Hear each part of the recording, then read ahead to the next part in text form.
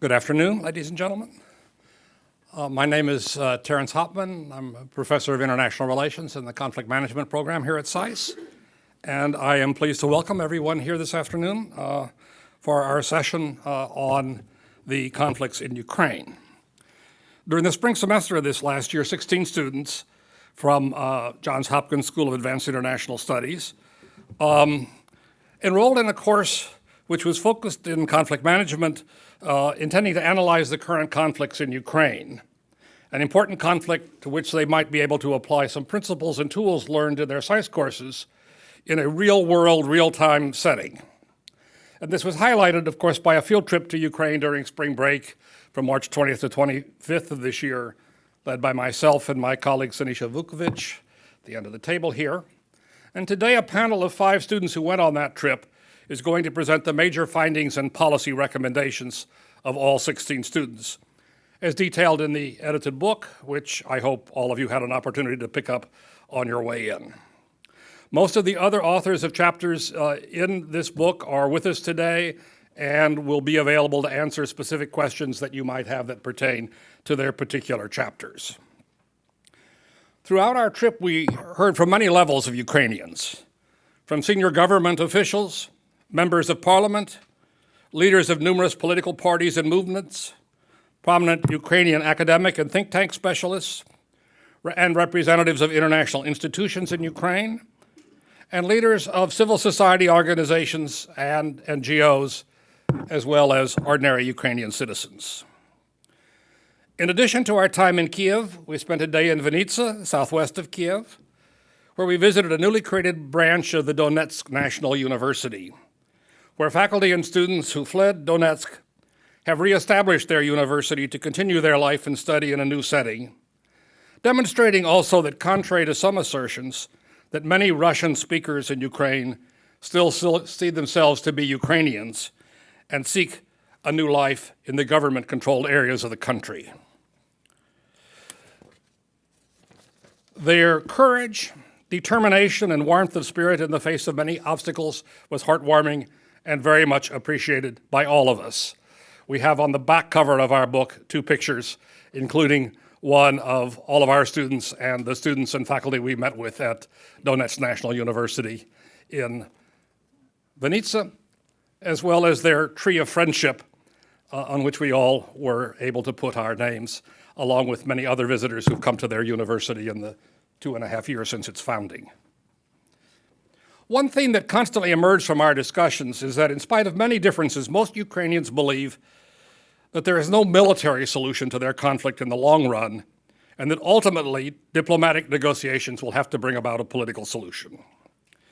We also heard over and over again that the key to success for Ukraine in bringing an end to secessionist movements lies ultimately in the ability of the Ukrainian government, economy, and society to make Ukraine an open, democratic society, free of corruption, governed by the rule of law, and respectful of human rights for all citizens, that will provide, in the phrase of many Ukrainians, a magnet, so that those who now seek to leave Ukraine by violence will ultimately realize that they have more to gain by association with an open and free Ukraine than with an increasingly authoritarian and nationalistic Russia.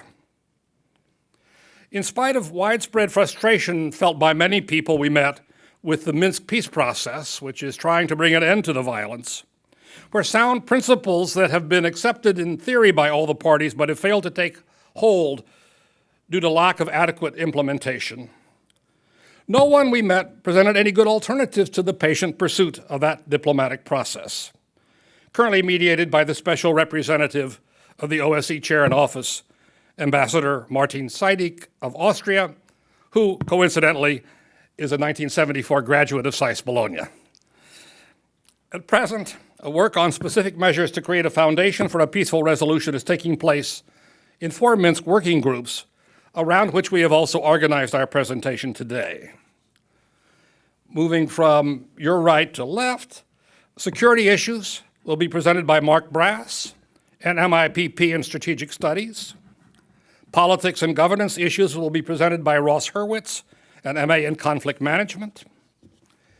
Economic challenges will be presented by Karina Panyan, MA in Conflict Management.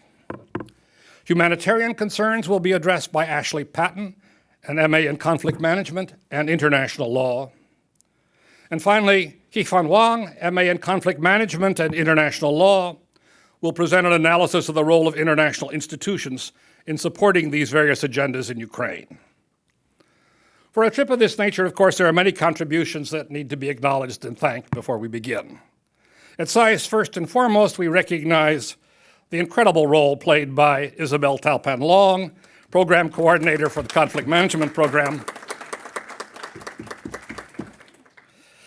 She helped in so many ways to organize this trip, managing all financial and logistic details, and finally preparing this beautiful text for publication in a very, very big hurry, given our time deadlines. I also want to thank Daniel Serwer, Director of the Conflict Management Program, for his strong support and the strong support of the program for this entire project. In Washington, I would also like to express our gratitude to Valerie Chali, Ambassador of Ukraine to the United States, and Deputy Chief of Mission Oksana Shulyar, who is here with us this afternoon, for their assistance in preparing our trip prior to our departure.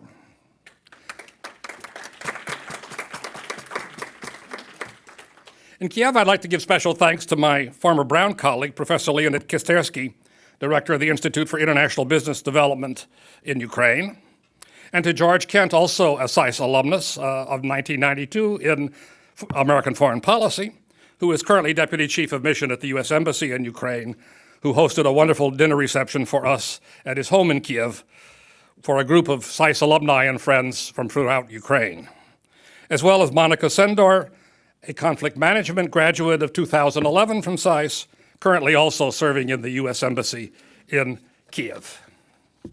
So I'm now going to ask each of the 5 student presenters to provide an overview of the major research findings in each specific area that they covered and the major policy recommendations that flow from their analyses. Then my colleague Sinisha Vukovic will sum up the presentations and introduce a few basic questions to stimulate further discussion. We will then open the floor to questions, preferably no long statements from the audience, which I will direct to whichever of the 16 students present here today seems to be in the best position to answer your question.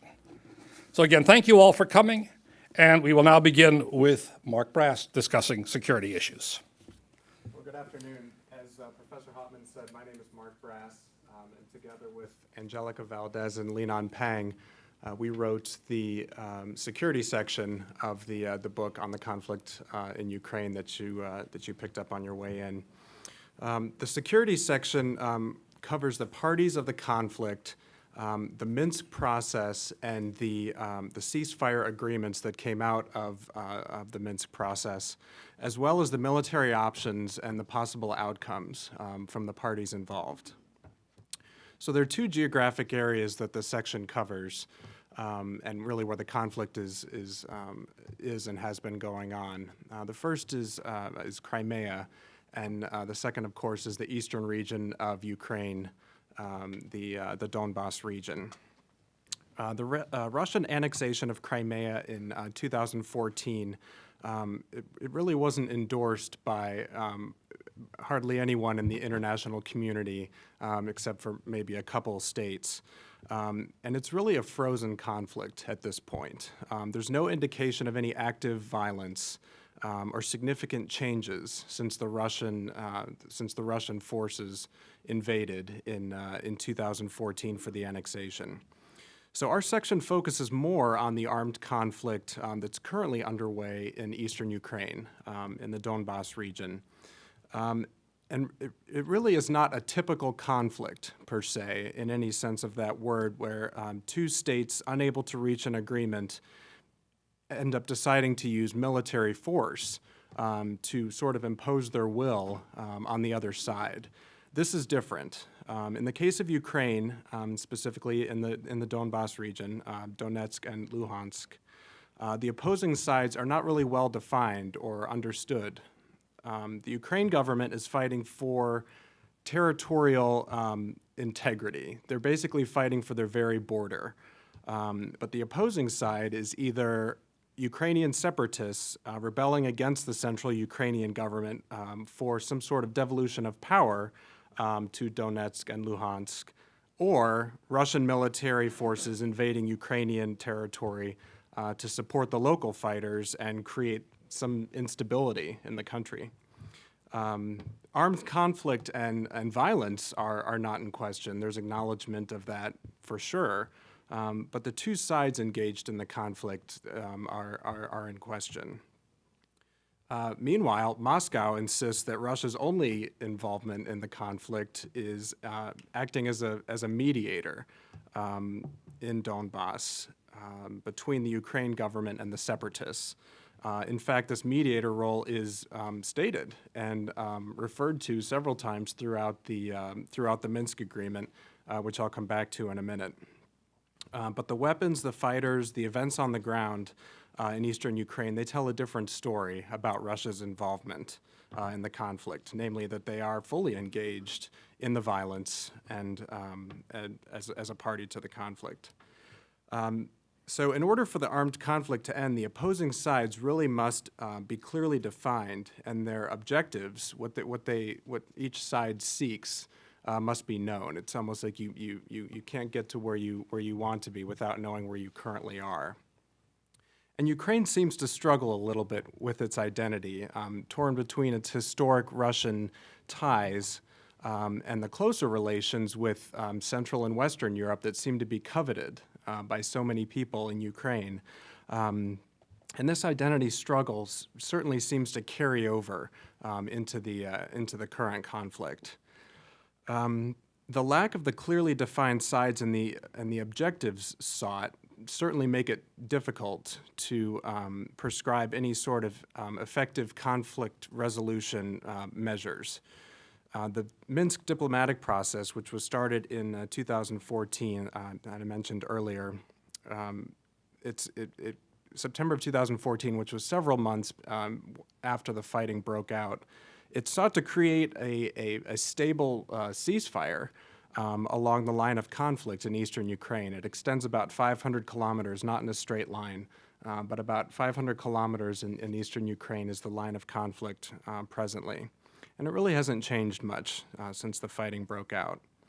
The agreement, which was signed in Minsk, which is the capital city of Belarus, signed by Russia and Ukraine, was designed to really create a window of opportunity for the diplomatic process to gain some momentum and reach some level of peace between Russia and Ukraine. And it didn't happen. The violations of the ceasefire agreement reached in Minsk occur pretty much on a daily basis there. In fact, we were told during one of our meetings in Kiev that there have already been more ceasefire violations, that is, violence is continuing, more ceasefire violations in 2017 than in past years. And the Minsk process, it's primarily due to the Minsk process being challenged by a classic chicken and egg problem, which came first, or which should come first. Namely that the Ukrainian separatists and their support from Russia argue that the devolution of power to eastern Ukraine, to the Donetsk and Luhansk regions, must come before there can be a stable ceasefire where the violence is over. And meanwhile, the government of Ukraine argues that the measures necessary to create this stand-up of power and structure within the region cannot happen in the presence of massive violence. So it's kind of easy to see why there's this conflict. There's a great disconnect between the steps toward peace and the order in which they should happen. Professor mentioned the Organization for Security Cooperation in Europe, OSCE.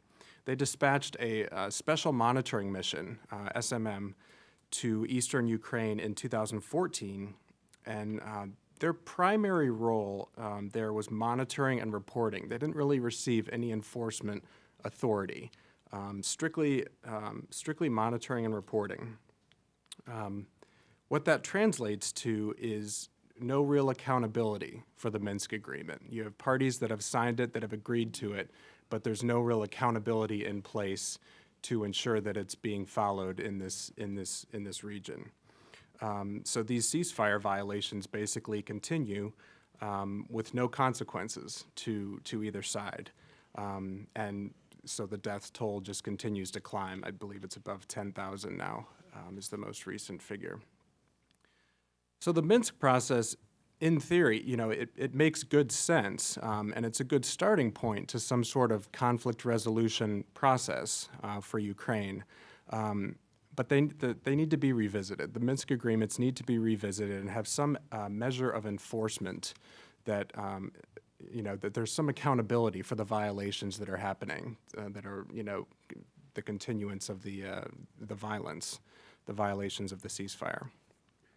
And lastly, we in this section we kind of ask ourselves, what are the possible outcomes to this? What is the end? What is the end of this armed conflict, this war?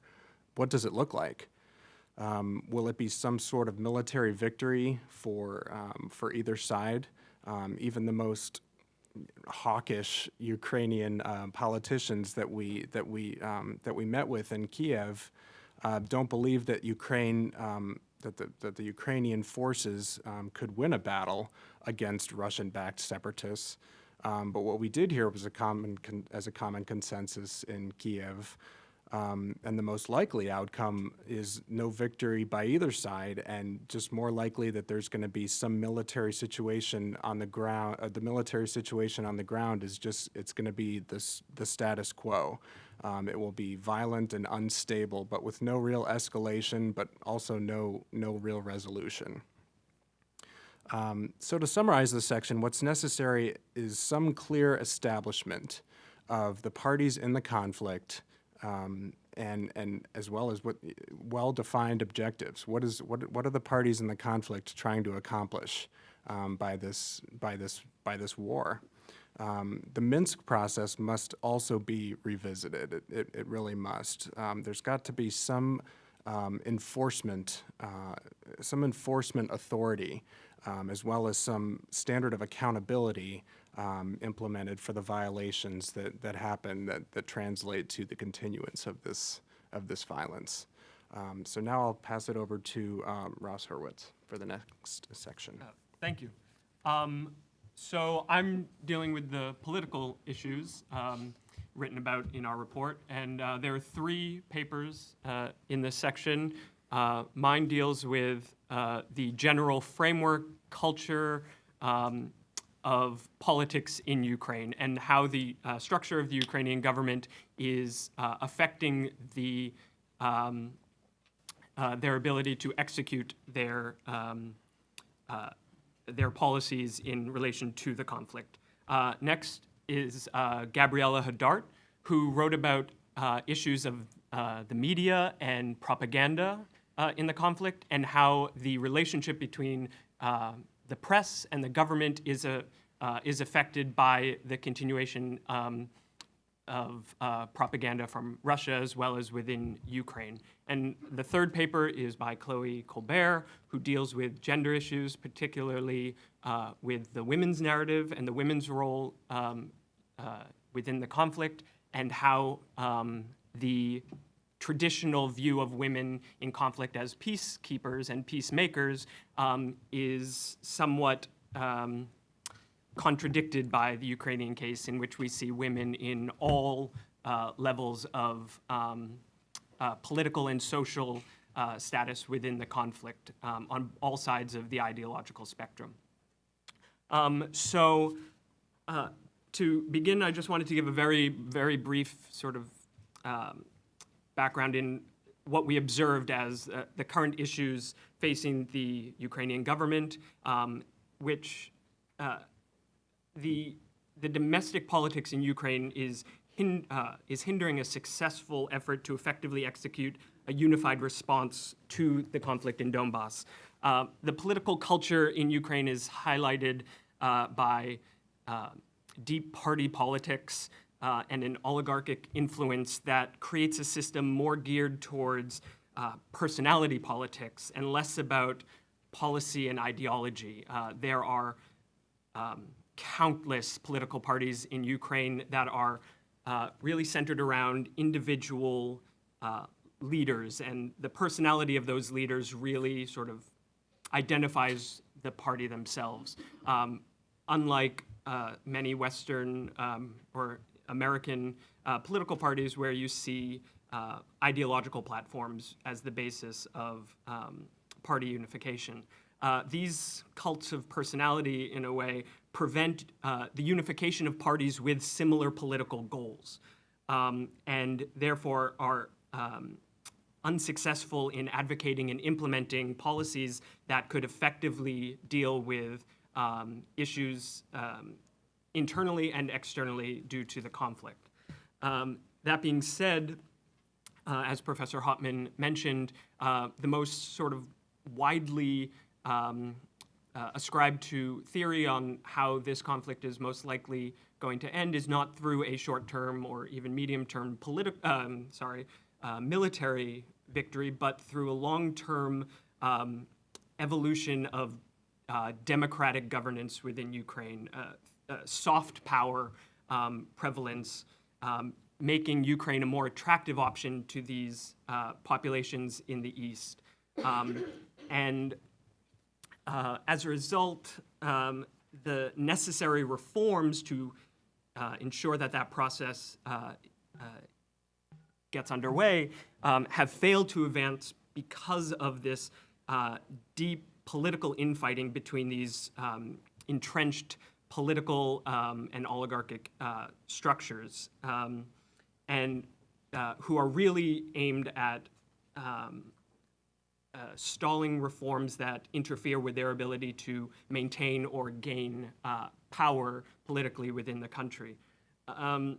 Gabriella and I both comment on the relative freedom of the press in Ukraine. Comparatively to other Eastern European and post-Soviet countries, the freedom of the press is quite strong. However, it is increasingly under threat as the Ukrainian government seeks ways of countering Russian propaganda that is infiltrating both in Donbass and in Crimea. And Chloe comments on the central role that women, as I mentioned earlier, are playing in the war effort, and how expanding their role at every level of the military, in politics, and civil society can bring about a positive change in the transition towards a more open, democratic, liberal democracy in Ukraine. To facilitate these reforms that are needed to spur this long-term soft power victory, we have come up with a number of recommendations for the government as well as civil society and the international community. And those recommendations are in detail in the book, but I'm going to touch on just a few overarching points. One thing that all three of us, I think, agreed on was the greater inclusion of otherwise marginalized groups, particularly women and youth in Ukraine. Including these voices creates a more thorough and nuanced dialogue within the conflict, as well as providing buy-in to these groups who have not seen themselves as actively part of Ukrainian politics. So by including these voices, you allow them to, you allow them to have a voice in the transformation of their society, and by doing so, you increase their buy-in, as I said. Second, and I don't think this is particularly unjustified, but the influence of oligarchs within the political system must be combated as much as possible. And the Ukrainian government is doing a lot to try and reform this particular issue, specifically in anti-corruption reforms. But as long as power is seen to remain in the hands of a few at the expense of the Ukrainian population, it will be difficult to convince these regions that Ukraine offers greater opportunity. While Russia and Ukraine are very different politically, Ukraine is certainly more democratic. The inability for everyday Ukrainians to have a stake in the economic and political life of the country makes it a little more difficult to convince them that Russia is not a more attractive partner. Third, technology and social media are important tools to engage younger generations and to disseminate information and increase transparency and accountability for the government. By utilizing the tools that are available in the 21st century, you can create a broader base of being able to share political messaging and involvement, being able to report on the issues such as e-declarations that were part of earlier reforms this year, which have been broadcast throughout the country, so people can see what the political leaders in their country are doing financially, as well as where their holdings are. That type of transparency is critical towards increasing democratic liberalization. And lastly, educational programming can help train citizens on political engagement. As I said, media literacy is incredibly important, particularly with the increased propaganda both within Ukraine as well as from Russia. And finally, conflict resolution skill courses and skill building for individuals, particularly women, who work with IDPs and cross-border between the non-government controlled and government-controlled areas. So I'll be happy to answer more questions in depth, but I'm going to pass it on to Karina. Thank you, Ross. I'll be speaking on the economic section, part 3 of the book, and it is written by myself and my two colleagues, Alex Simon and Liz Cheek. The economies of Ukraine, Russia, and the non-government controlled areas have certainly taken a hit since 2013, partially as a result of the conflict, partially as a result of reduced oil prices in the case of Russia. But what they have done is adapted to a sort of status quo of a wartime economy. This status quo is drained resources, heavily disrupted trade as a result of the conflict zone, and a undermined industrial sector, particularly in the case of Donetsk and Luhansk. The foremost idea that we have experienced in Ukraine is that Ukraine should be a model of a strong and fair democracy in the region in order to possibly entice the non-government controlled areas to return. While economic, political, and judicial reform will not be an end-all to the conflict, we do see it as a strong necessity to make sure that Ukraine is as democratic as possible. These reforms will put it into a better position for possible future negotiations, especially within the Minsk process.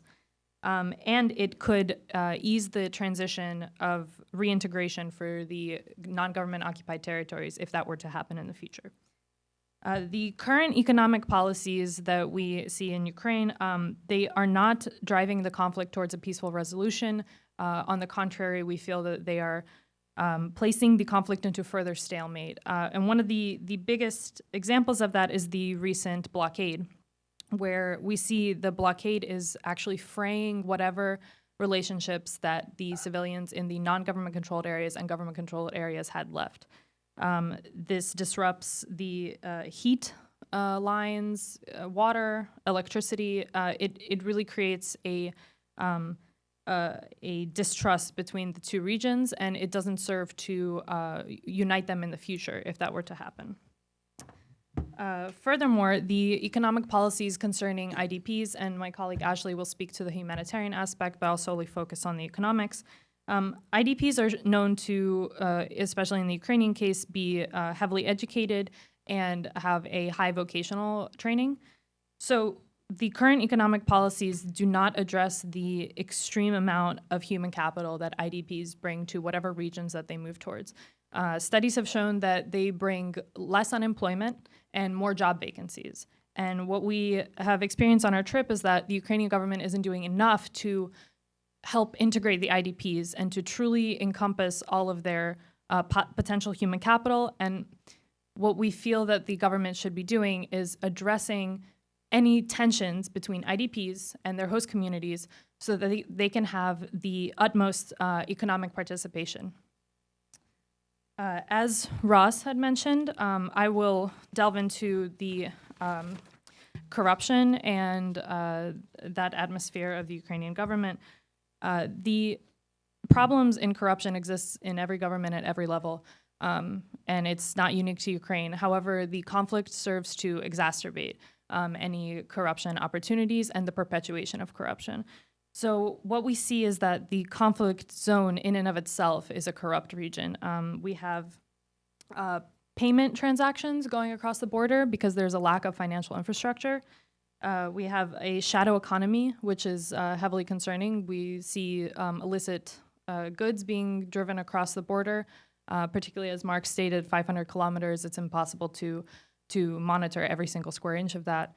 And the probably most concerning of which is that there's a tendency for excess human trafficking, more than the human trafficking that had been experienced before the conflict. And particularly, it's troubling for the IDP populations, the children, and women.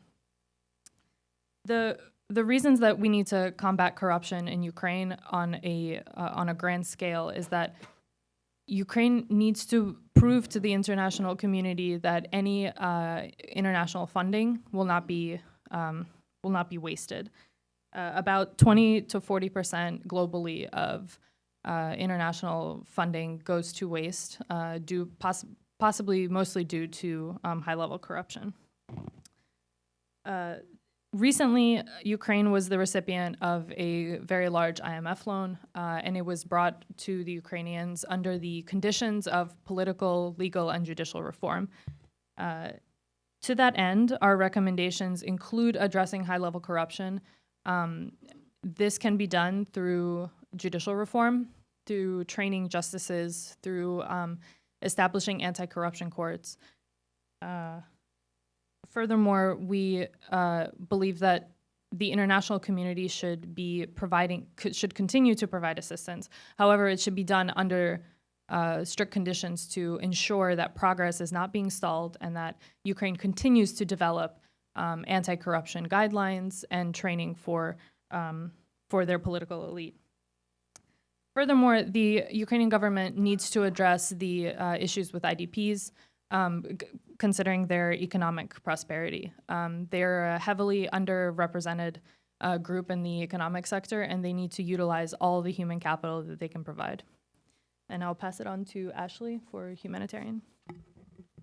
So I will be focusing on various humanitarian issues stemming from the conflict in Ukraine. Mark, Ross, and Karina have done a great job emphasizing just how critical the security, political, and economic issues are. But as Professor Hopman explains when concluding the research laid out in our report, it is also important to remember that the victims are often innocent civilians whose lives are disrupted in many ways by the violence, a disruption that also makes post-conflict reconciliation more difficult to achieve. Since the beginning of the conflict in Ukraine, millions of Ukrainians have been directly affected by continuing violence, especially in the Donbas region, in the east and the Crimean Peninsula, resulting in significant human costs. Many multilateral and international organizations, from the OSCE to Amnesty International, have reported on a variety of hardships faced by citizens in eastern Ukraine and Crimea. As Kevin Toda explains in his chapter on human rights in Ukraine, the crisis in eastern Ukraine has created a permissive environment for intentional violations of basic human rights and a chaotic environment that makes it difficult for human rights to be protected. For instance, within the Donetsk and Luhansk regions, there remains continued violence, including the presence of weapons and armed positions within populated areas by both armed formations of Russian-backed rebels and Ukrainian armed forces, increasing risk of collateral attacks. Other human violations include abductions, arbitrary detention, torture, gender-based violence, and killings. Civilians in eastern Ukraine also continue to face several challenges in terms of their living conditions, including a lack of access to adequate housing and basic utilities and social services, including clean water, energy, and appropriate medical care. Since the beginning of the conflict, there have been increased restrictions on basic individual freedoms, including the freedom of expression and assembly, the freedom of movement, and access to proper justice. While there are not as many international organizations to monitor the human rights situation in Russian-occupied Crimea. Given its current political situation, there have been accounts of significant threats to human rights. For instance, in Christina Pashaw's chapter, she highlights the story of a Crimean Tatar who had disappeared from Simferopol in March 2014 after protesting the Russian invasion, later to be found dead with signs of torture. Pashaw explains this incident was only the first in a number of what activists call enforced disappearances, which authorities in the occupied Crimea use as instruments for systematic persecution, not only of Crimean Tatars, but also of persons with pro-Ukrainian views, including several Maidan protesters and NGO workers. In discussing humanitarian issues within Ukraine, it's also necessary to discuss particularly vulnerable populations who are disproportionately affected by the conflict. First of all, despite the fact that Ukrainians are proud of their homogenous melting pot of a country, minority groups within Ukraine face significant discrimination and uneven effects stemming from the conflict. Within our report, Anna Goodman highlights the realities of conflict that Roma, Jews, and Crimean Tatars face in Ukraine, and Pashaw delves into detail on the latter group. The Roma are perhaps the most harshly treated, and many find challenges in integrating into Ukraine, including a lack of official documents, difficulties in accessing healthcare, education, and employment, and a low level of awareness of their rights and available redress mechanisms. The conflict has led to mixed consequences for the Roma, with decreased funding for integration initiatives and displacement from the East, yet also increased initiatives to address certain documentation issues.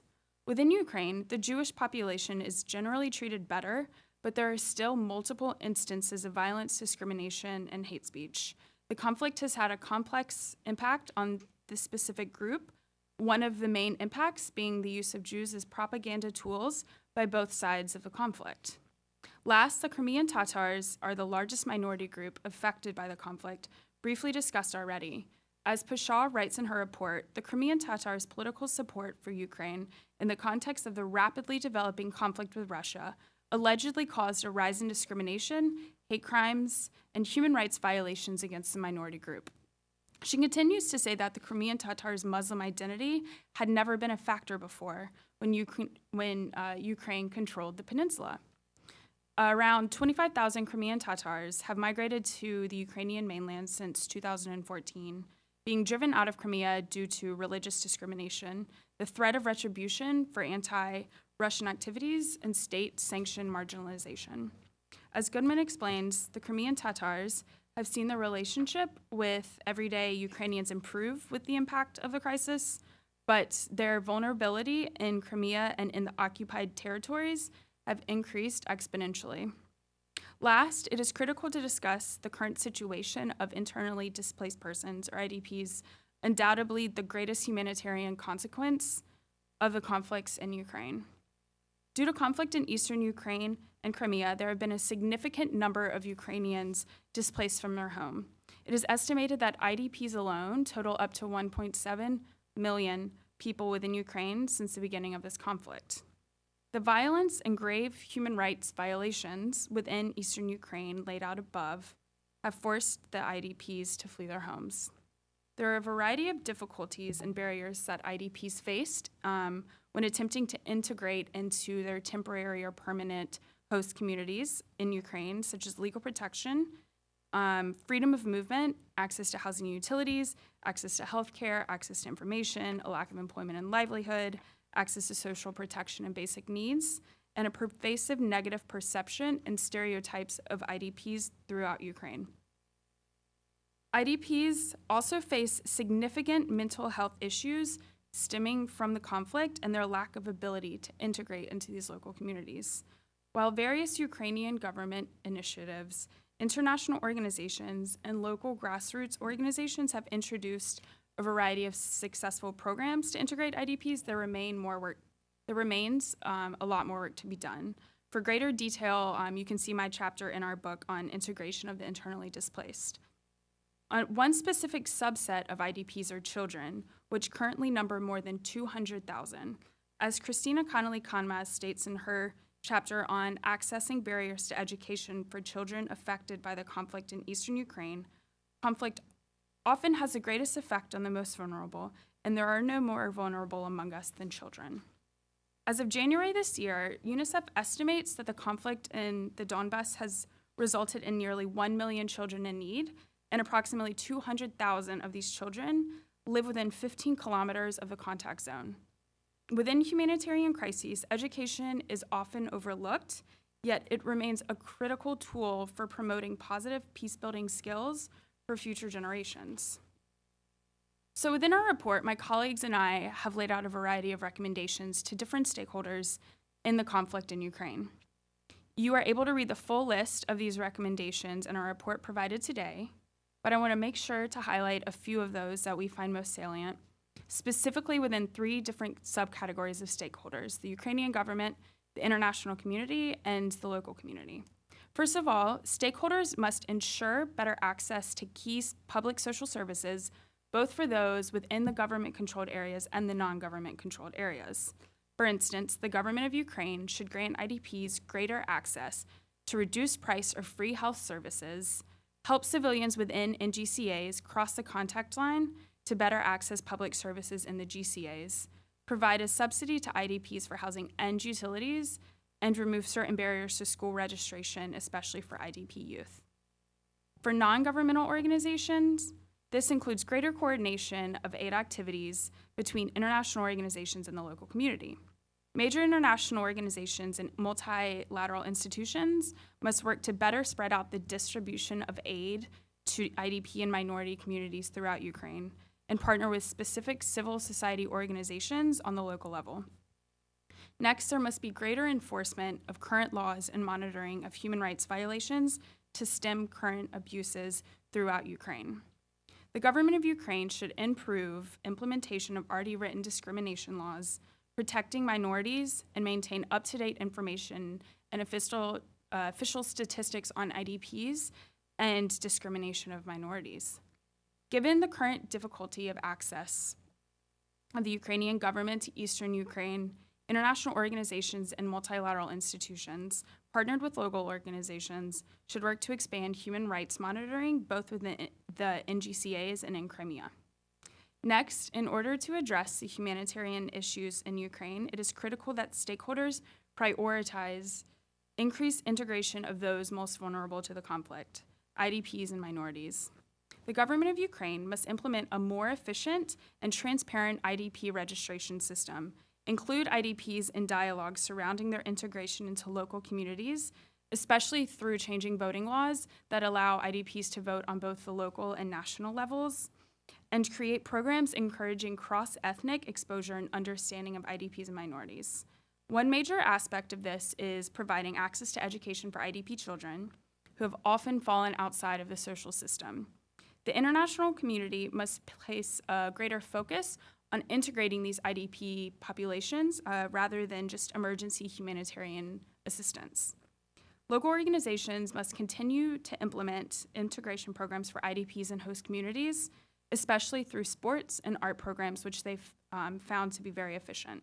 Local NGOs and civil society organizations, in collaboration with the international community and government, should hold semi-annual best practices meetings to discuss program effectiveness. Last but certainly not least, as was briefly touched on earlier, all stakeholders must work together to implement media and information campaigns in order to eliminate misconceptions and biases about IDPs and minorities that have been spread through propaganda throughout the conflict. Thank you, and I will pass it to my colleague on the right, Chifan Huang. Thank you, Ashley. While Mark, Ross, Karina, and Ashley focused on policy areas regarding the Ukrainian conflict, me and my colleague, Rebecca Mary, focused more on the international actors as a specific category of players in the Ukrainian conflict. Their engagement in Ukraine has often been regarded as inadequate, and regional and multilateral organizations such as the EU, the OSCE, and the UN have been heavily criticized for not acting enough to resolve the conflict in Ukraine. Well, we do acknowledge that the fact that there are more to be done, and the institutions have not yet exhausted all possible tools of conflict management. It is important to first recognize that there are structural limitations to these organizations due to the split of opinion between member states who have vastly different foreign policy preferences. And these limitations must be taken into account to form a cogent analysis of their performances in Ukraine so far and what further actions can be done. For the structural obstacles, my colleague Rebecca Mary, in her well-written paper, first discusses the EU's structural policy obstacles, including the overall ambivalence towards the general approach to Ukraine and other former Soviet Union regions.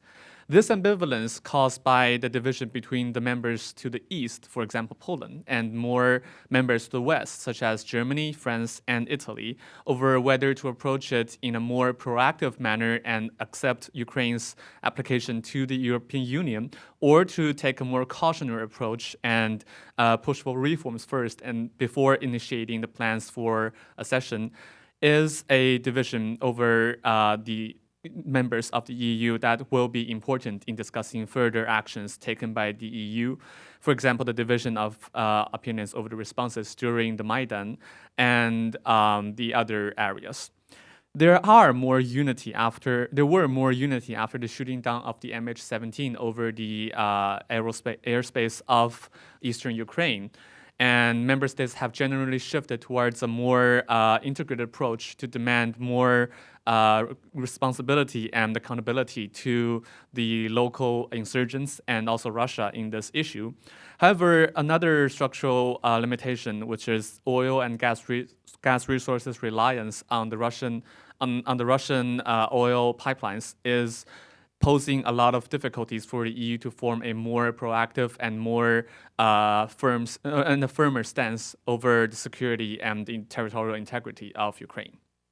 For the UN, the veto of Russia in Security Council over any possible resolutions concerning Ukraine has incapacitated the Security Council.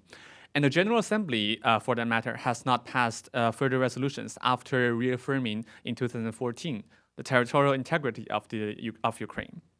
Ukraine has also been considering to take Russia to the International Court of Justice. However, to make a binding ruling, the ICJ's case, the jurisdiction of the ICJ must be based on a voluntary basis, and Russia is under no circumstances will agree to submitting the matter to the ICJ. It has, however, been circumvented by Ukraine to use treaties that have been signed between signed between Ukraine and the Russian Federation concerning provisions granting the jurisdiction to the ICJ. The OSCE is further incapacitated by the requirement of unanimous decision-making in the headquarters, and the field offices' operations have heavy reliance on the national government's design project priorities. Concerning the way forward, Rebecca mentioned in her paper that the EU should continue to push reforms in Ukraine to potentially make it better than non-government controlled areas, as discussed by my colleagues in their former discussions. That way, the through reforms in areas of security, of economics, of participation of civil society, and a lot of other matters, the Ukraine government and the EU will make the government-controlled areas a lighthouse for all the other Ukrainians living in the non-government controlled areas. The internal consolidation of the decision-making process within the Union should be continued, so to provide fewer possibilities for enemies and other actors in the international arena to divide and conquer, and it will also provide the EU a better leverage in solving matters related to the conflict. The EU should also focus on humanitarian work in Donbas, as it is a wildly underlooked area, while continuing other political forms in the central government. For the UN, it has not exhausted all possible means of conflict management within its organizational structure, so it should explore other mechanisms under the charter that are available. For example, the General Assembly could establish a commission that will focus on conflict prevention to monitor the situation of the conflict within Ukraine. The Security Council could invoke Article 27, Subarticle 3 under the UN Charter to force Russia to recuse itself when discussing resolutions regarding Ukraine and Russia. The General Assembly could utilize its Uniting for Peace resolution and establish a possible peacekeeping mission in eastern Ukraine, as it has seen the possibility of being welcomed by the Ukrainian government, and former circumstances of establishing a peacekeeping operation without the authorization of the United Security Council through the Uniting for Peace resolution has been achieved before in the United Nations Emergency Force in response to the Suez crisis.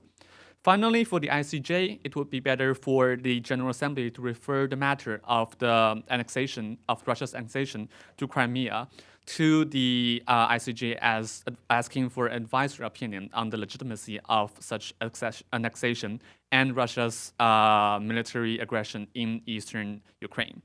In that way, the advisory opinion, although not legally binding, would provide further legitimacy for the Ukrainian government while circumventing the requirement for voluntary jurisdiction. For the OSCE, the issues on reforms has been covered pretty much by my other colleagues, especially Linan Peng. However, there should be more coordination between the Special Monitoring Mission, the Office of the Chairperson, and the Project Coordinator's Office. In general, we recognize the need to understand the limitations of international and regional organizations when they're operating in Ukraine. However, while exploring options at the headquarters, collaboration with local governments and civil societies to do what can do should be noted. And inter-organizational collaboration should be enhanced in political and humanitarian areas, especially between the OSCE Project Coordinator's Office in Ukraine, the United Nations Human Rights Council, the Office of the High Commissioner for Human Rights, and the EU mission in Ukraine. I will now pass the floor to Professor Vukovic. Thank you very much. Thank you to the panel, and thank you for this unique opportunity to act as a discussant on this extremely well-written, well-compiled, and edited volume. Conflict Management Program has this unique trait of bringing students to the conflict zones or in close proximity to actual conflict zones to see in firsthand what conflicts look like and how to best address the evolving issues, the underlying issues that the parties in conflict are confronted by. And this report really assembles the best know-how and the best ideas, both on the policy dimension and on the actual groundwork dimension that we have seen while we were in Ukraine. So it's very difficult for such a well-written report to go into details. This is something that should have been expanded, and what would you say on A, B, and C? So I have this unique opportunity to actually challenge further debate on some of the issues that can be addressed in a report of this caliber. And since I'm continuing where Professor Hoffman left off, I'm going to use the same paradox that he pointed out to. The paradox that this conflict is in a deadlock, this conflict is at a stalemate, or at least from distance it appears so, and while we were there it also appears so, but what we were confronted by is this unique nature of this deadlock, that no one believes in a military solution, yet everyone is skeptical of a political solution, at least on the short term. And what we are hearing, and the panelists have already addressed this, what we are hearing is that the solution that everyone is thinking of is a long-term solution, which is let's improve our economic system, let's improve our rule of law, let's improve our political spectrum, and then we are going to be significantly attractive to the East, that they're going to come back to us, and that's going to be the end of the story. So kind of promoting the soft power tools in a very tense environment such as the conflict in Ukraine. And this paradox shows what a hybrid conflicts amount to. And so I'm going to start with these questions that can be addressed per kind of group that we're panelists presenting by, and everyone in the audience can also address them. So the first one is, what would be the short-term solution to this conflict? Is there anything that we can think of as a short-term solution to this conflict. Now, Angelica was addressing the ceasefire measures that were put in place, and one of the suggestions that were made was withdraw heavy weaponry from the contact lines on both sides.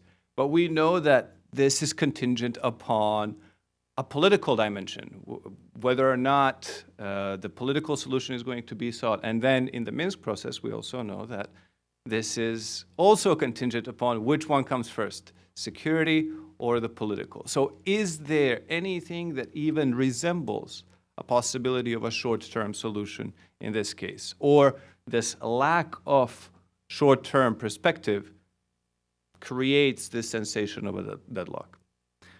Which brings me to another question that maybe Mark can address, or this is actually for everyone. What is the Minsk process about?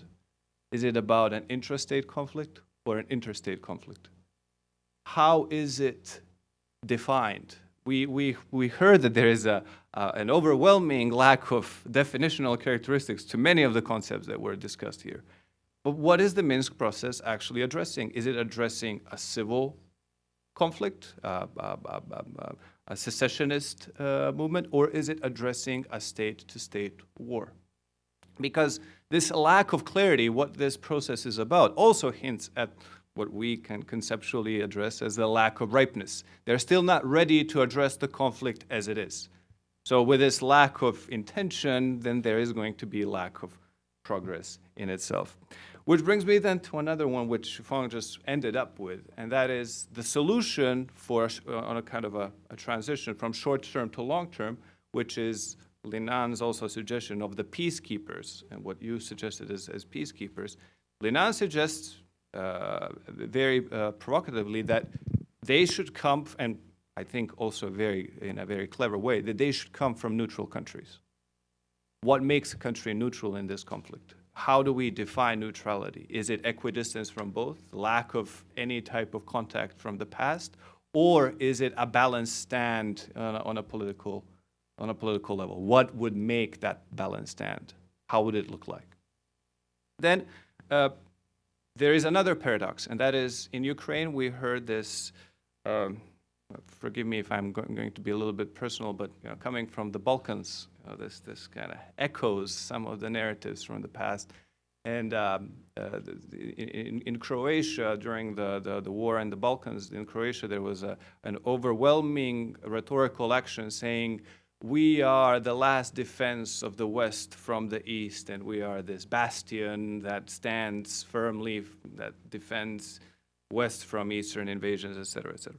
We're hearing very similar rhetoric in Ukraine, only this time is we are defending European values, and we're promoting European values, and that's very commendable. But then when we look at it on the ground, we see that this is still lacking. And Chloe's chapter on women's rights is showing how another paradox that, European values or Western values are not being fully endorsed even in the conflict areas. So my question to Chloe and to everyone looking at the peace process is, should women be included in the peace process as a way of emancipation instead of just giving them military ranks in the army? Should IDPs be included in the peace process, as we saw in the Colombian peace process? Because victims were a pivotal agent in the Colombian peace process. Should there be a similar trend? On the issue of building an identity that Ross was mentioning, how should we suggest that the education, and this may also go to Christina Connolly, how should the younger generations be instructed? What is this conflict all about? What are they defending? What kind of identity is being targeted or is being challenged? And what is Ukraine supposed to look like? Is this a civic identity that they are going to promote through education? How are they going to describe the present-day conflict? Because we saw a very polarizing rhetoric on the ground, basically on some level even dehumanizing anyone from the East when it comes to the agenda that they are trying to promote. Which comes to the maybe second to last point, and that is it has to do with a hybrid warfare, and that is the propaganda that is being used. Gabriela, in her chapter, suggests that the government should not interfere in the media reporting, and that the pluralism of opinions about the conflict is welcome. And I cannot but agree with that. But what we are seeing is that on the other end, there is a very unique way of propaganda that is coming from the eastern side and from Russia, and that is what Pomornatsev is saying, is calling nothing is true, everything is possible. So everything can be relativized. And if everything can be relativized, that's actually what they want. They want pluralism, so it dilutes the actual focus. What is this conflict about? Who are the primary agents? What can be achieved in the final solution? So how constructive is it not to confront or not to give some form of direction of what type of dominant narrative should be endorsed? And the final one, I'm sorry, I was very inspired by this volume. The final one has to do with the international community. And the point of coordination and cooperation, I know how difficult that is. I actually had to write a book about that, and it took me years to kind of get to the grasp of what makes coordination possible. So I will not get into the points of coordination. I will just say that coordinating within organizations, we saw how difficult it is with OSCE. But coordinating outside of one's organization, we need to know what is this organization representing. So the EU, what Rebecca is suggesting, that EU should start brainstorming on the future steps once the visa liberalization, etc., loses its impact. Does that mean that we are finally seeing the limits of soft power in a tangible way? Is this the first time that we are seeing that European Union is confronted with a tangible evidence that its soft power, its normative power, has its limits? And if that's the case, what else can be done in this brainstorming session for the Western organizations? I will leave it to that, and then I assume we will open up the floor to the rest.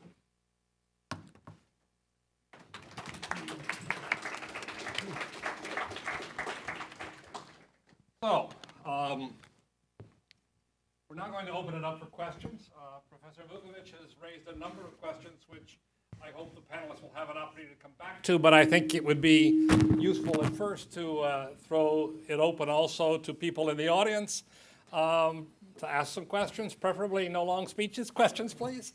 And then have an opportunity for, at the very end at least, for each of our panelists to make a few summary conclusions and perhaps also respond in that to some of Professor Vukovic's questions. But Oksana Shilyer, I give the floor to the Deputy Chief of Mission from Ukraine. Thank you very much. First of all, I would like to welcome this great initiative and thank you for your enthusiasm, for your energy that you devoted to produce this really very substantial report. And there have been many really interesting ideas which I heard, and I look forward to reading it all. I just really, in line with your questions and the discussions, I cannot help myself but just to comment on a few things which I believe are fundamental when we approach the issue of Ukraine and you know, bringing peace back to Ukraine and to the region. First of all, I would like really to also pose the question, when I'm reading the title, Understanding the Hybrid Conflicts in Ukraine, I'm really wondering about the plural form in the title.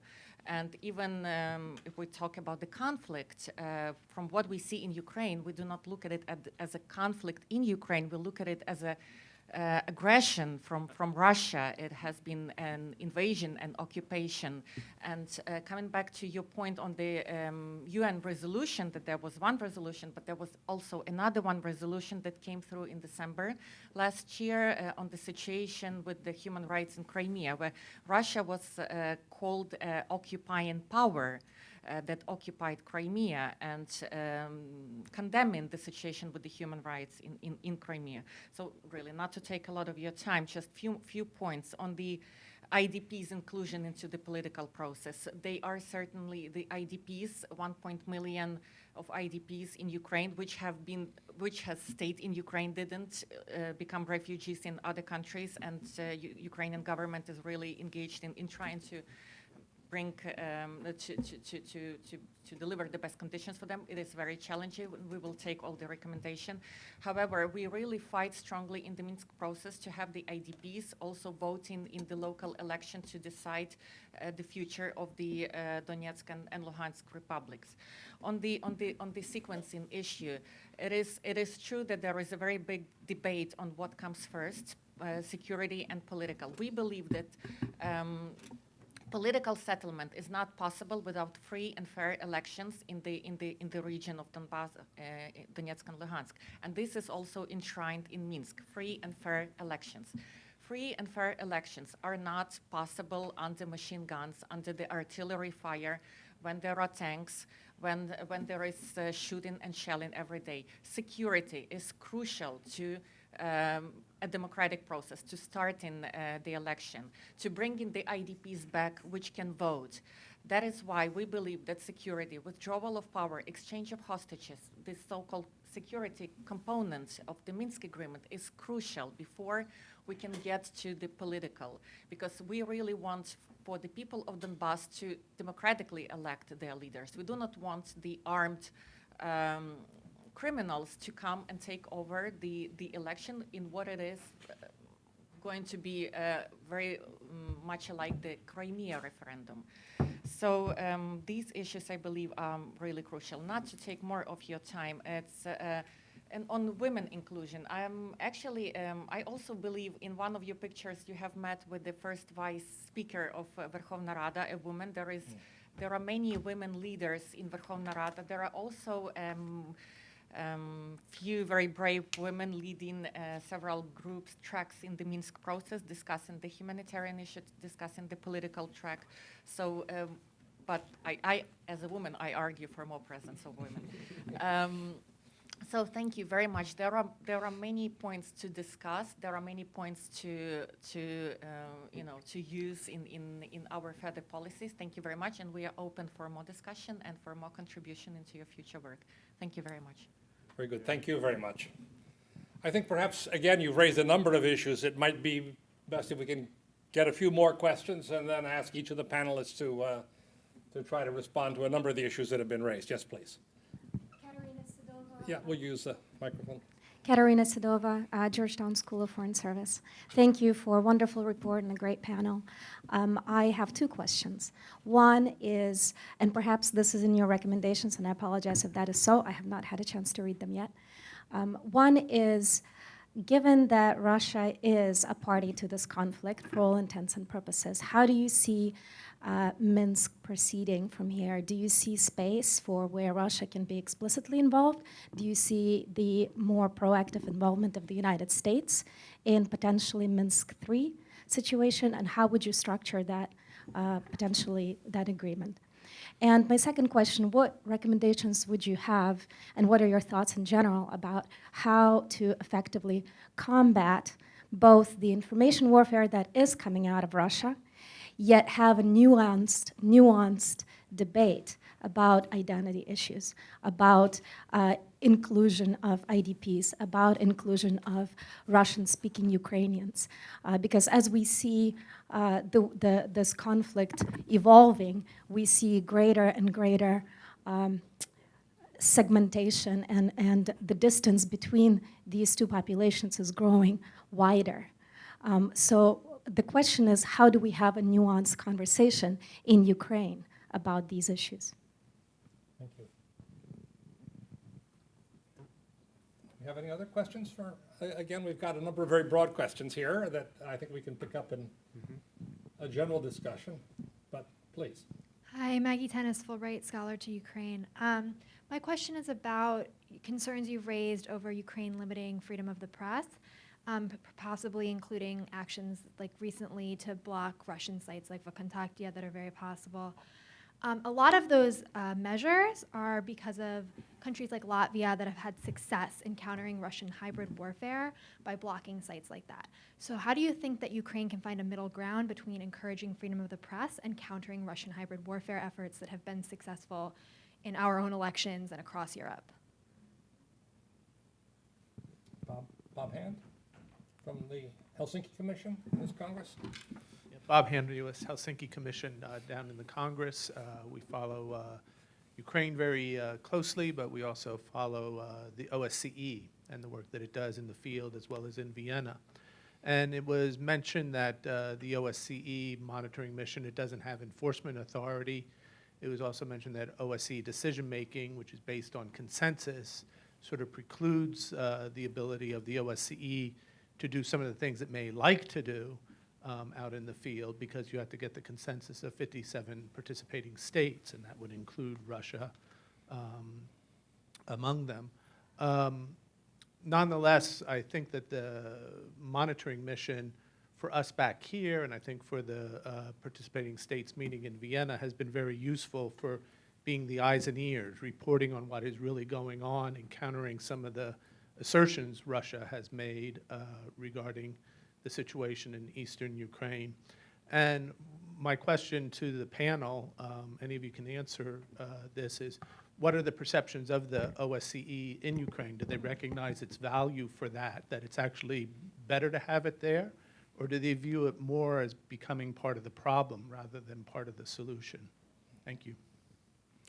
Thank you. I think we've got a lot of questions here now. I've actually just finished a paper on OSCE in Ukraine, which I can send you as well. But let me ask two people who haven't spoken yet, since a lot of the questions revolve around the Minsk process and security. Let me ask Linan and Angelica if you could make a couple of comments in response to these questions, since your chapters dealt directly with these issues. Okay, so I'll Angelica comment Valdez, first, who wrote about the SMM. ceasefire and the SMM particularly. I see your point that the SMM does provide a real clear picture of what's going on the ground, but if you're then not going to do anything about it, it kind of becomes an issue of what's the point of having them there, especially as the situation becomes much more dangerous. The people that we met didn't really mention the SMM as a major party to the conflict, again, because they're not able to do anything about what they're observing and what they're reporting. And even in their reports, they're not able to mention what side did what. So they can report that there's a ceasefire going on, but they can't report who shot the weapon. And until you have both sides agreeing to such reporting, I don't see where the reporting is going to lead. And I mean, it seems to be one of the, difficult lines here is we've not seen much in the way of conflict resolution through these processes, but we've seen some conflict management and at least escalation control. I mean, in my view, one of the major functions of the SMM is having its eyes and ears on the ground, at least. That makes it harder for parties to escalate without at least that identification being internationally identified. In particular, of course, makes it more difficult for Russia to take a even more overt role in the conflict than they have to this point. Linan, do you want to add to that? And then I'll ask Mark to comment on that as well. Yeah, I think I have the similar opinion here because from the articles and from the experience that we had in Ukraine, we saw that, I agree with the Professor Hoffman that the OSCE provide more work for monitoring instead of giving a solution or resolution. Because so far we think, because we met a guy from the Ministry of Foreign Affairs, and he said that the Ukrainian government may passively engaged in the discussion within the Minsk process, because they didn't quit this process, but they didn't really make some progress on that issues. So I think we need to, I mean, for the Ukrainian government, I think maybe there should be some more effective measure that can be conducted to solve this issue. Yeah. Thank you. Yeah, I happened to be in Vienna at the time that the SMM was created, and spent a lot of time talking with a friend of mine from the Swiss delegation who were largely responsible for, indeed stayed up all night one night to try to persuade the Russians not to veto the SMM, which was a very, very difficult and almost miraculous job that they were able to even convince the Russians not to veto it. But ever since then, of course, that threat of a Russian veto remains over it, and every single move they make is carefully observed in Moscow, and you know, they are all aware of the fact that it could come to an end at any moment if, in fact, Russia decided that they were being overly partisan. But it was a very, I mean, a brilliant diplomatic effort that during that 24-hour period, particularly in 2014, when the Permanent Council made the decision to create the SMM, and the Swiss did a magnificent job then of somehow getting the Russians into a process that it was very, very hard to get them into. Oksana, you want to add? It is our position of the governments, and it was voiced numerously that first of all, Ukraine called for peacekeeping mission under UN auspices, but this is where this ghost of Russian veto is always present. But this is still our position, and this is what we believe is necessary in order to enforce and monitor, and then actually to bring the peaceful resolution. Also knowing that this is more long-term perspective, Ukraine initiated a discussion on the OSCE police mission, which can be, for instance, engaged for the election process to ensure the security while preparing for the elections and then conducting the elections. So Ukraine has numerously came up with different initiatives to increase security, engage in the international community. Thank you. Thank you. Mark, did you want to add that? Well, the only thing I was going to add is in response to your question, sir, I do think that there's value added from the OSCE SMM, and I don't think Angelica or Linan disagree with that. I think they're a reliable source of data coming from the eastern region of Ukraine. So when I said that their enforcement authority is limited, I do think they provide some value. It's just it's not at the level that's needed. But I think the challenge I see, and we've seen this in the Balkans as well, is that when you're the victim, when you see these things, but then you expect the international community to do something about it, they can't understand the limitations that are imposed by Vienna or whatever. Absolutely. What these people can do, and that's the challenge for the OSCE. Mm-hmm. I wanted to quickly address two of the questions. Unfortunately, Gabriella couldn't be here today, and she wrote the piece on the media and propaganda. But I'll do my best to try to answer your question, as well as answering your question about the role of how do you bring these people together to communicate and have a dialogue.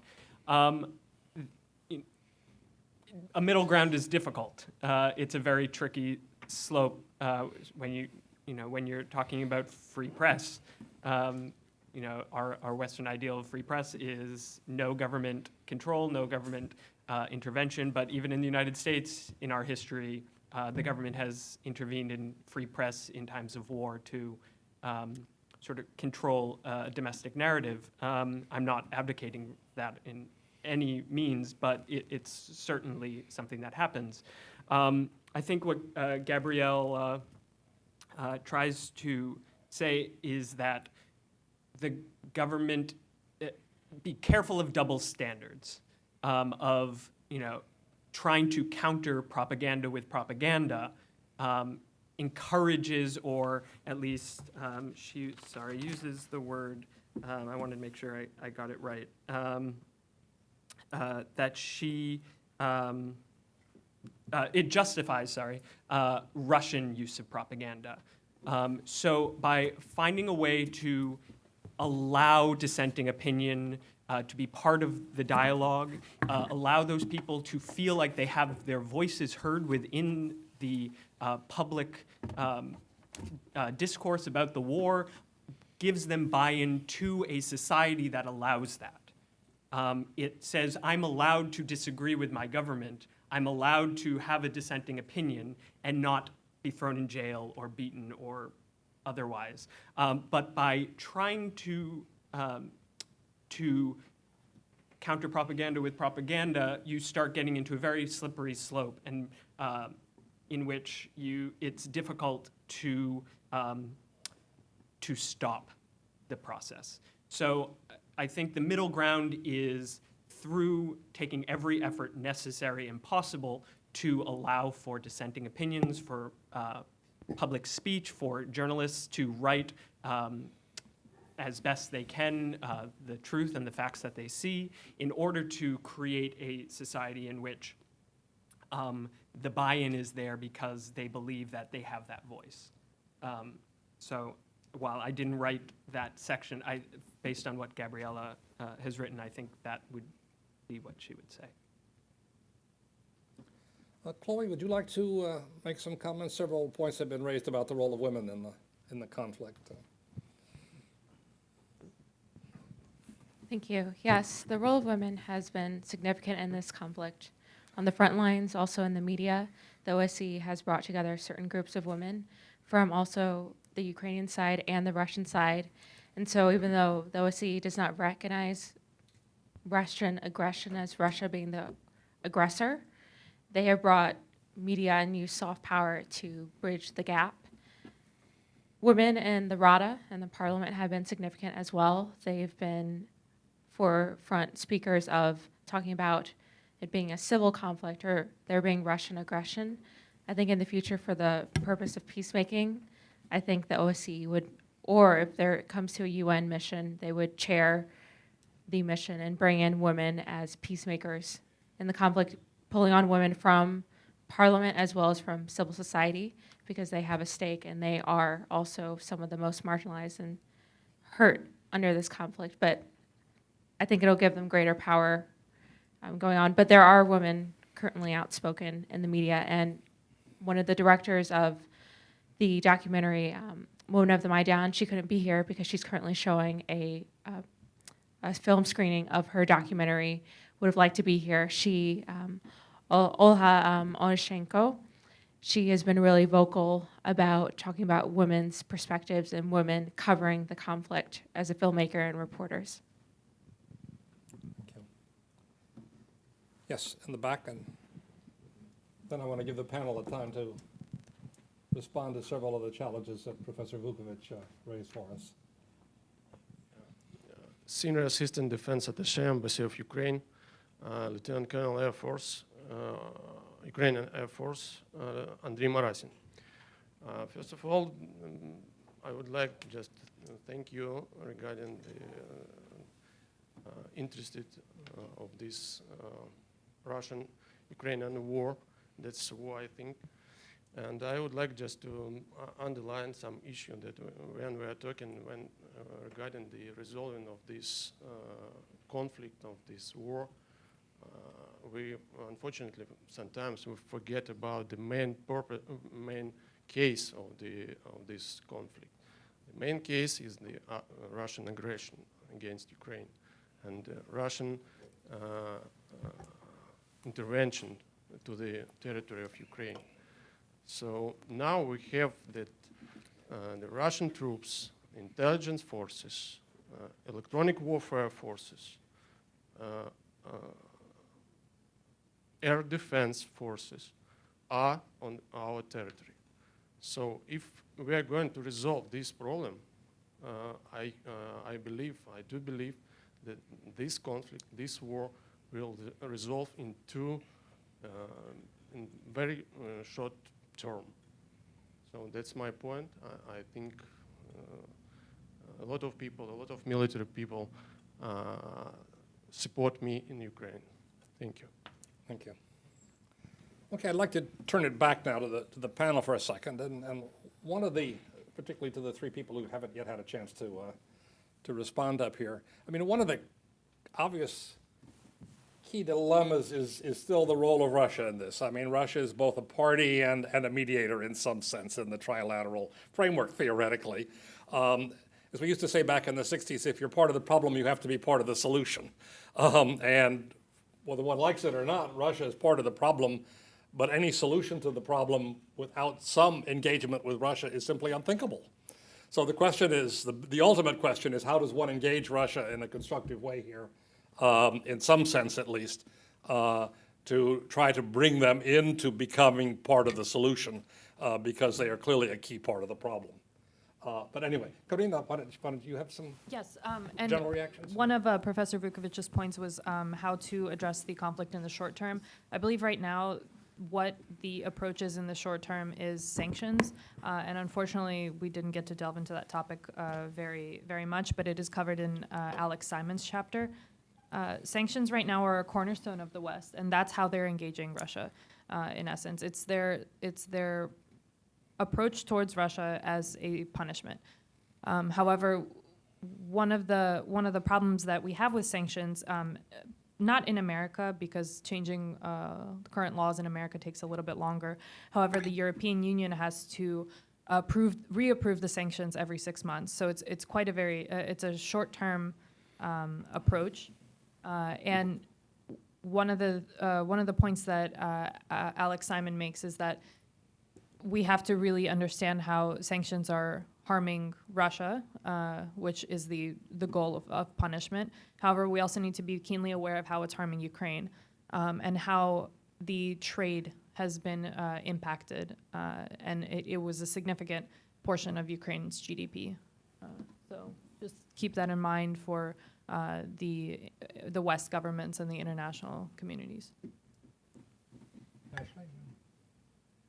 Sure. Well, I will comment on one of Professor Vukovic's points about whether or not IDPs should be included in the peace process. As you also mentioned, absolutely, the answer is yes. IDPs, along with minorities, should absolutely be considered as a specific subset of this peace process to better understand the issues that they've faced during this conflict and, what it's meant for them. It really does depend on how long this conflict lasts and whether or not IDPs integrate into local communities or if they want to return home. And so addressing that issue, I think, is going to be a major consideration in any peace process for Ukraine. So for international organizations, the perception of the IOs and the international law as a general is quite ambivalent in Ukraine. On the one hand, as Mark and Ross discussed, even the most hawkish Ukrainians would not say that they have what it takes to counter the full aggression of Russia in the East. On the other hand, that seems to leave only political solutions under international law and the engagement of other international organizations in the question of conflict management, but that also raises a lot of other questions. You don't see any meaningful international agreements or organizations being able to stop the conflict from now, and the longer it drags, the lower the confidence of the Ukrainians to the international organizations are. Especially when we talked about this with the EU delegation, the European Union recognized that it is a problem, but they say that they don't really have another solution for this. They are mostly, the observation that they made was that the majority of the Ukrainians still have a very enthusiastic stance towards the EU. But on how EU can actually do to meet that expectations, the difference between the expectations of international organizations and the reality that they received will probably be an issue of further consideration here. And for the short-term resolutions mentioned by Professor Vukovic, personally, my answer would be act now, because you can't pull things forward forever. You have the mechanisms there. If the international organizations are always afraid to invoke these long dormant mechanisms, it's just giving another possibility for the edging forward of Russia in its peripheries for its conflicts and for its interests. And there will be no end, because none of the conflicts will be large enough to motivate the international organizations to act. In the end, you have the accumulative effect of a very large loss on the international side of the Western-led international order and the trust in Western institutions without having any leverage in return to Russia. Mark or Ross, you want to make any concluding comments?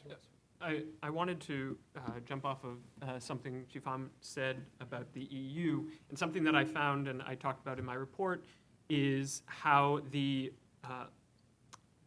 very complicated, and partly to your question about conflicts, the title of my chapter is The Other Conflict. And I do think that the political environment in Ukraine is certainly a conflict. It's one that every country has, domestic politics.